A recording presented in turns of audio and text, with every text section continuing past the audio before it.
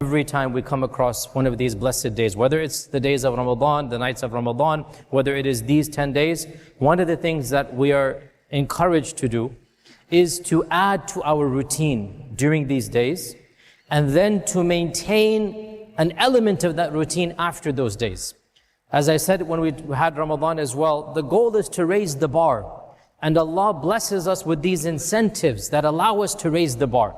Once the bar is raised, when that time frame is over, it might lower down, but we shouldn't bring it back to where it was before. So one encouragement to myself and all of you, during these 10 days, to add to our routine, and I've spoken about this, and I know that Ustad and Imam have also spoken about this, is a very simple sunnah, that is something that should be a part of our schedule as much as we can throughout the year.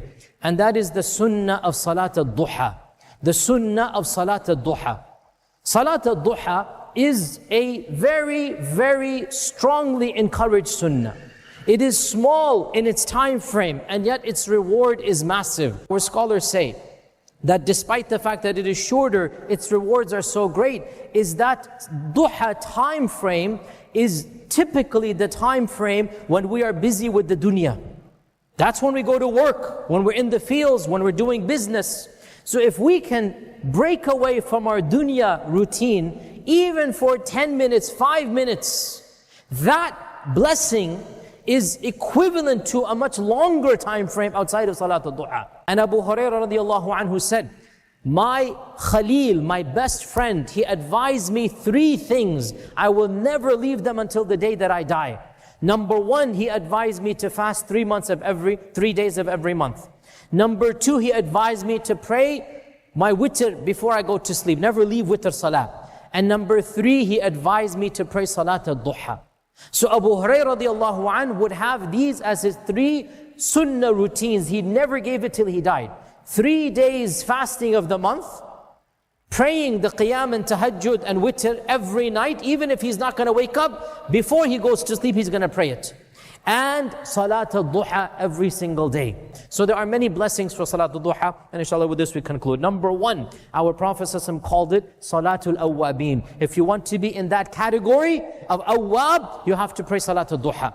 Number 2, our Prophet ﷺ gave it of the specific advice to Abu Hurairah, that he said, Awsani, the wasiyah. Number 3, he considered praying even 2 rak'ah, which is the minimum, to be equivalent to having done your duty to thank Allah for every single blessing that you have been given. That's the bare minimum that we should do. Number 4, our Prophet ﷺ added something to that, and he said, whoever prays Fajr in Jama'ah, and then sits in his place doing dhikr, and then prays 2 rak'ah, which is the earliest time of Salat al-Duha. By the way, Ishraq is what you call duha when it's done early. So Ishraq is something we're uncommon in our cultures, as well as in Pakistani culture. Ishraq is simply the term for Salat al-Duha when it's done in the early morning. But it's also called Salat al-Duha. So if you pray Ishraq prayer after Fajr, but sitting from Fajr until Ishraq time, our Prophet ﷺ said in one report, you will get the reward of Hajj tamma tamma tamma. In another report he said you'll get the reward of Umrah. The point being, you will get a massive reward for literally, no exaggeration, 45 minutes to 1 hour of ibadah. A massive amount of reward for just sitting after Fajr prayer, doing your adhkar, reading Quran, not doing anything of the dunya, and then as soon as it is time to pray Ishraq, you stand up and you pray Salat al-Duha. He said you will get the reward of an entire Hajj.